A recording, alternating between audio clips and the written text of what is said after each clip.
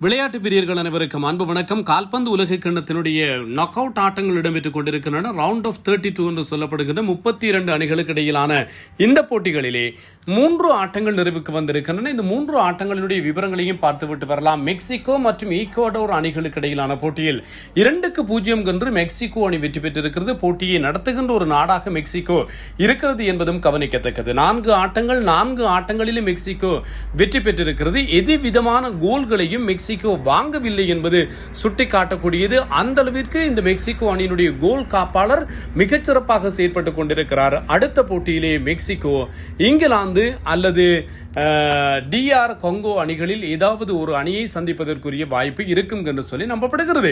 இதே போன்று பிரான்ஸ் மற்றும் ஸ்வீடன் அணிகளுக்கு இடையிலான போட்டியை பொறுத்தவரையில் உலக கிண்ணத்தை வெல்லும் கனவுகளோடு பயணித்துக் கொண்டிருக்கின்ற கைலியன் எம்பாப்பே தலைமையிலான பிரான்ஸ் அணி 3-0 என்று ஸ்வீடன் அணியை வெற்றி கொண்டிருக்கிறது. இந்த ஸ்வீடன் அணிக்கு எதிரான போட்டியில் எம்பாப்பே மிகச் சிறப்பாக கோல் அடித்திருக்கிறார். 6வது கோலை இந்த கால்பந்து உலக கிண்ண தொடரிலே அவர் அடித்திருக்கிறார். இன்றும் இந்த போட்டியிலும் கூட 2 கோல்களை கைலியன் எம்பாப்பே அடித்திருந்தமை சுட்டிக்காட்டத்தக்கது. இம்முறையும் இறுதிப் போட்டிக்கு இவர்கள் செல்வார்களாக இருந்தால் தொடர்ந்து 3 உலக கிண்ணத்தினுடைய இறுதிப் போட்டிகளிலே விளையாடிய 3வது அணி என்கின்ற பெருமையை இந்த பிரான்ஸ் அணி பெற்றுக்கொள்வதற்குரிய வாய்ப்பு இருக்கிறது என்பதும் சுட்டிக்காட்டத்தக்கது. ஏற்கனவே ஜெர்மனி, பிரேசில் ஆகிய அணிகள் இந்த சாதனைகளை நிகழ்த்தி இருக்கின்றன.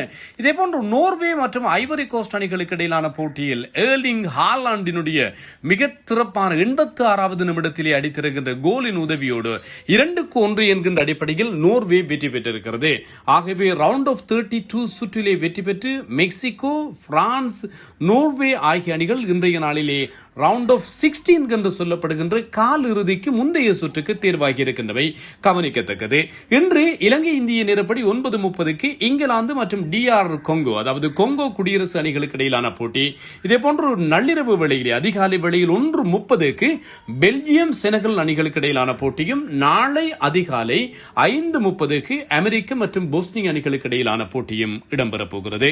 கால்பந்து உலக கிண்ணம் மிக விறுவிறுப்பாக இடம்பெற்றுக் கொண்டிருக்கு. அது தொடர்பான விவரங்கள் உங்களுக்கு மிகச் சிறப்பாக நாம் தந்து கொண்டிருக்கிறோம்.